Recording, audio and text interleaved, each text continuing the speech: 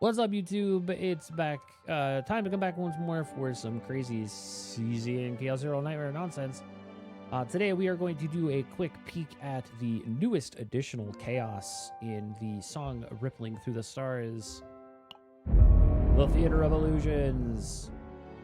So this is a new passion chaos, which is very nice. This feeds along with Diana and Haida Marie, who are both passion units. And of course, we do also still have Adelheid and Tenebrae coming out down the road. So they'll also probably gain some benefit for running through Theater of Illusions, but being that we know that Adelheid is going to be a Void character, and we don't really know yet what Tenebrae is going to be yet, but I'm leaning on her being another element outside of that as well. I think a lot of that, she very well could also be passion. It's hard to say. But with the overall theme of how previous seasons went, it's a good possibility that Adelheid is the anomaly, goofy freak character of the season, where Diana, Haida Marie, and Tenebrae are probably all going to end up being passion. It's just how it goes, right? It happened. They did it in season 1, where Yuki was the offshoot, because Lab Zero was Void, but Yuki was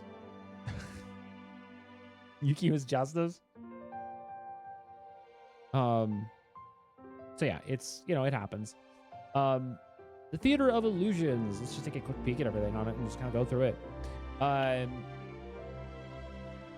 Theater of Illusions is yet another Chaos Order Passion chaos. The bosses that we get to deal with are obviously our old friend, the Soul Collector, as well as Cruelborn, who is a new boss that is entered specifically for this. He is a monster that can act multiple times per turn, and the number of actions he has increases when his health falls below a certain threshold. He's kind of one of those big goofy guys that kind of expands and blows up as he takes more damage. We have a bunch of new weapons and items and accessories in this new chaos, including the Corrupted Gauntlet, which gives us on extra attack, increases the critical chance by 2% for 1 turn, up to 5 stacks. Really good for Haida Marie. That's kind of her thing. Same thing with Diana. Selena loves being here because it's another passion level, and a lot of these all deal with extra attack, which is kind of her thing too. We have Cloak of the Heart. When a card is discarded through her ally ability linked, it does 1 damage reduction once per turn. We have the Gospel of Lament. When an action count of an enemy increases, you gain plus 30% damage to all ally attack cards for 1 turn, once per turn. The Broken Golden Quill Pen. When a linked card is discarded through an ability, you increase damage by 20% for 1 turn, once per turn for everybody in the party. This is one of my hidden stars, is the A Lonesome Wedding Ring. This is one of my hidden gems. It says at the start of the turn, you discard 1 random ally's quietest card that you have in hand. Now, there are some unique cards that we'll get into that are associated with this, that when you have those cards with this item, you will always be able to just go ham. And the deck itself is actually really crazy. And I know that a few people have talked about it. I know Cosmic and WGN and a couple of other of the bigger content creators have been talking about this unique card setup, and this item is really good for that. There's also an engraving that you can get for A Lonesome Wedding Ring that is, whenever you take damage, you discard a random quietest card. So like, it kind of gets out of hand. But yeah, I really think A Lonesome Wedding Ring is definitely a hidden sleeper. It's a really good item. There is Someone's Letter. So at the end of the turn, if an ally's Persona card is in hand, it does 150% fixed damage to a random enemy. This is really only good if you're actively focusing on getting Persona cards that have like engravings on them that like give retain or something like that. It's like It's okay, but like it's really hard to have this happen a lot. Because it's at the end of the turn, so you have to make sure that it's there. Otherwise, it's just not going to work. We have so those are all the rares. Our legendaries are the Order's Baton. Each time a card is created, 20% damage amount for 1 turn, twice per turn. We have the Mask of Emotions, so that whenever you get attacked, the enemy gains 2 stacks of resonance 3 times per turn. We have the Steel of Heresy. This says each time 3 cards are discarded through an ally's ability, randomly inflict 1 of either vulnerable or mark on a random enemy 5 times per turn. Next, we have the Key of Sleep. It is a weapon that does 40% damage to all attack cards. When the target count of the attack card is 2 or more, minus 10% damage amount for each target, up to a maximum of minus 30.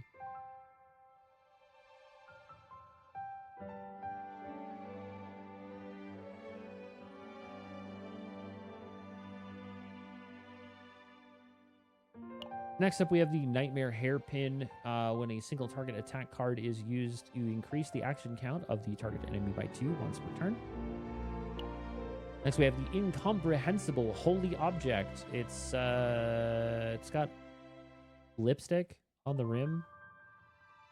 Definitely Diana's lipstick, because it says each time a Quietus card is discarded through an ability, 80% fixed shield twice per turn. We have the Delicate Collarbone. I bet that's exactly what that is. At the start of the turn, if an ally's Persona card is in hand, you decrease the stress of all allies by 2, that's not terrible. You have the Yearning Left Hand, which is a weapon that increases the damage by 30% to targets that are currently in a Shockwave state. Shockwave is a new keyword that is only available currently on the Persona cards from within the Illusion Chaos, which we'll get into. Next up, we have the Hymn Singing Lips. Whenever a card is discarded through an ability, you will add 1 resonance stack to all enemies 3 times per turn. There is the Crushed Angel Feather. When an ally's linked cards are used, increase the action count of all enemies by 2 once per turn. We have a couple of older cards that are a couple of older items that are Chaos Order specific. Anyway, you'll notice that any of the ones that have the little symbol icon, these are new items for this specific Chaos. But we're now getting back into items that have existed for a while. We also have access to the Esophagus of Madness, Cursed Doll, Torture Toolbox, the Chains of Obsession. This was Season 1's #1 item to pick up. The Bloody Pendant, the Cavalry of Lightning, the Wings of Light, the Ring of the Seraphim, the Lead-Colored Holy Water, the Videus Reactor, and of course, the Golden Rule. Our new mythics are an eye plucked from a mural. It is an accessory that says at the start of the turn, increase damage of this unit by 20% for each Persona card in hand. And the Dice of Discord is back once again as well. Multiple unidentified areas, including places like the Relic Peddler, Blissful Days. A lot of these are pretty simplistic. It's a lot of Chaos Order stuff.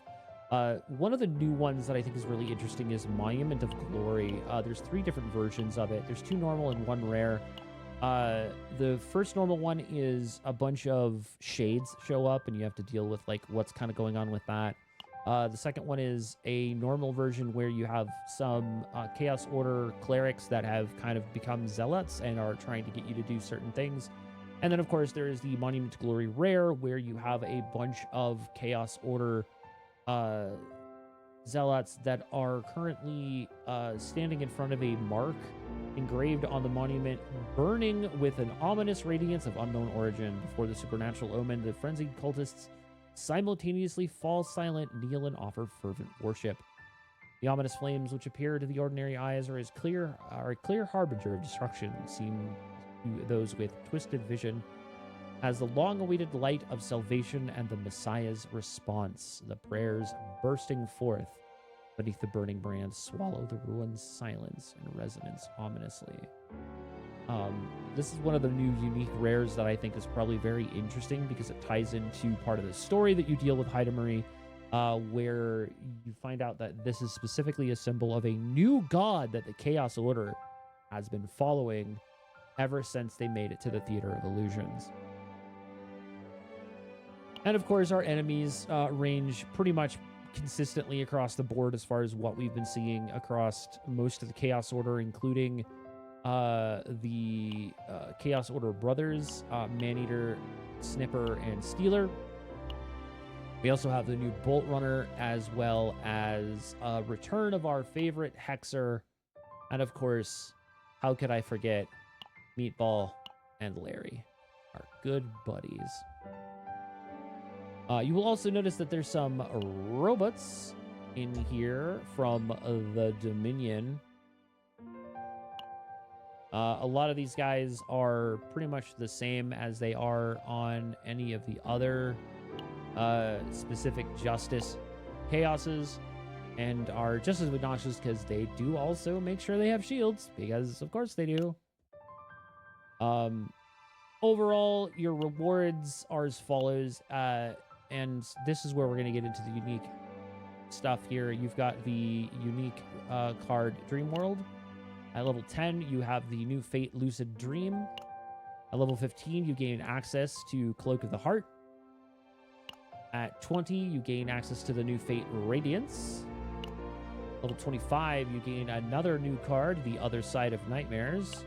And at level 30, you gain access to the Gospel of Lament.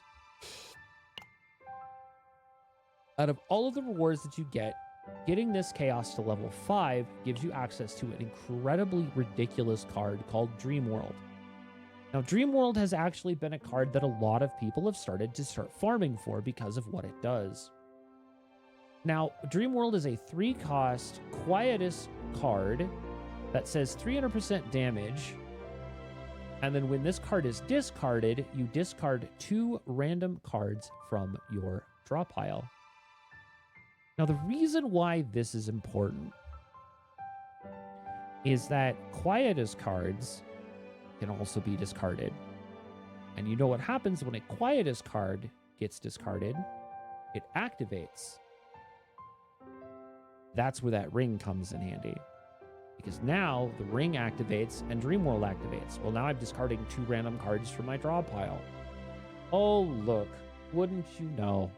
I also have Quietus cards in there. And those Quietus cards are also activating.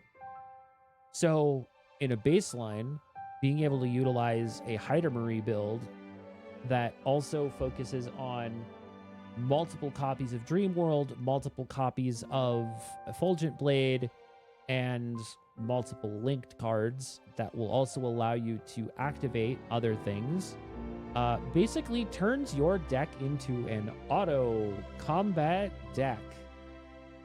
Very silly. I've seen some crazy nonsense with this card. Highly recommend picking it up. I think I like the Dream World build 10 times, maybe even 100 times better than Spores. I hated Spores. Spores is stupid. I don't want to deal with Spores. Makes me do math, and I hate math. Also, I didn't think it was as good as people said it was. Like, sure, it was good for bosses. Most of the rest of the content wasn't worth it. If you're focusing on bosses, if you're focusing on Great Rift, if you're focusing on completing Nebula Distortion bosses, even if you're trying to max out and do a level 10 Jonas, Spores get outshined by Dream World 10 times out of 10. Highly recommend picking it up. Highly recommend making sure that you get a chance to get it and just enjoying that part of it entirely. That being said, Theater of Illusions is actually a very interesting, very fun, and unique chaos. As it builds through, going through the story, you find that the theater itself is a reflection of Haida Marie's sort of withdrawn PTSD over her decisions that she made. And the theater is basically a stage with which you can see and do any number of interesting things, including, but not limited to, dealing with a bunch of Chaos Order gremlins trying to invoke the power of their new god. We still don't know what the name of this god is. Hopefully we'll get more of that as the story progresses in the second half when Adelheid and Tenebria release. But for right now, being that the Theater of Illusions is a passion chaos, certain characters are going to have a better time there. Marie, Diana, Selena, Maylin, Veronica, even Maribel, and Lucas to a lesser extent. Certain characters are still going to do better in here and are still going to have items that make sense. There's a couple of items that allow you to do decent damage when it hits more than 2 targets, like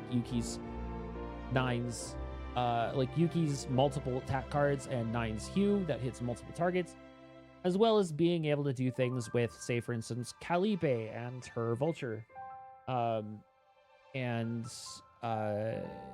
To a lesser extent, Rita Serenial and maybe like Renoa could also benefit from showing up to Illusion, Theater of Illusion, sorry.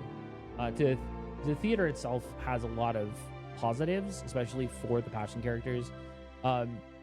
Maybe less so for the vanguards. I feel like Maribel isn't going to get nearly as much love out of here. However, Cassius, as we have seen before, has made a massive comeback in decks again. Mostly just because of, as it turns out, Pop-Eyed Popper and Devil Dice. Being able to draw the cards, starting random quests, and gaining access to being able to rapidly cycle through Haida Marie's swords. Once again, card drawing characters like Cassius and to a lesser extent Nia have the ability to basically be the best supports for these characters, simply because of what they can do. Good team builds can also make sure that whoever you're focusing on when you're going through Theater of Illusions is going to gain the most benefit. I will say that when running this chaos, stay away from delegating. Unless you know for a fact that you have a character in your roster that's going to give you higher healing,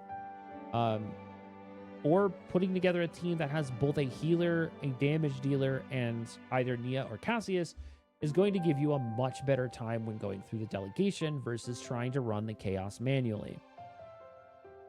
The other piece of Theater of Illusions is also the access to the new seasonal items, the Persona cards. The new seasonal power of Persona cards give you access to 2 separate pieces when you enter a Persona Battle Arena.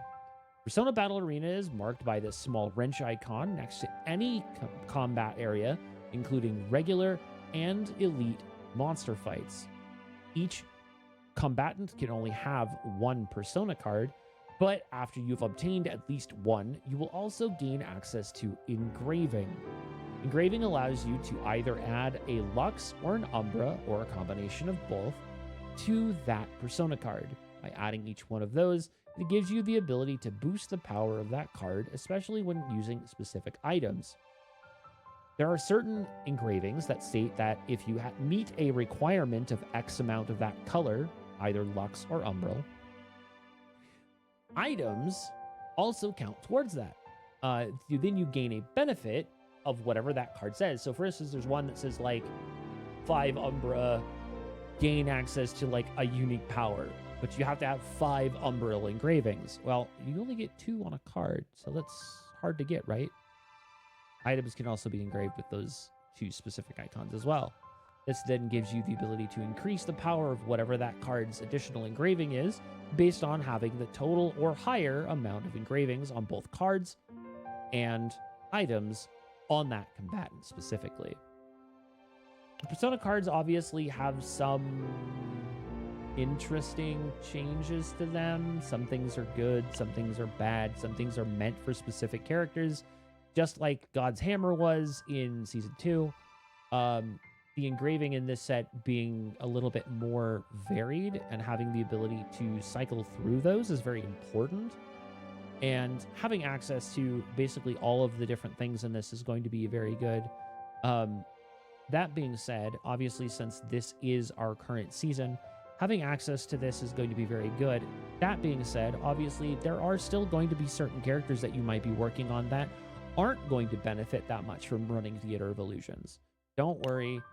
If you go into Zero System, you are still going to be able to access the Season 3 abilities, Persona cards, through Persona Arenas on all of your other chaoses by activating the A Song Rippling Through the Stars.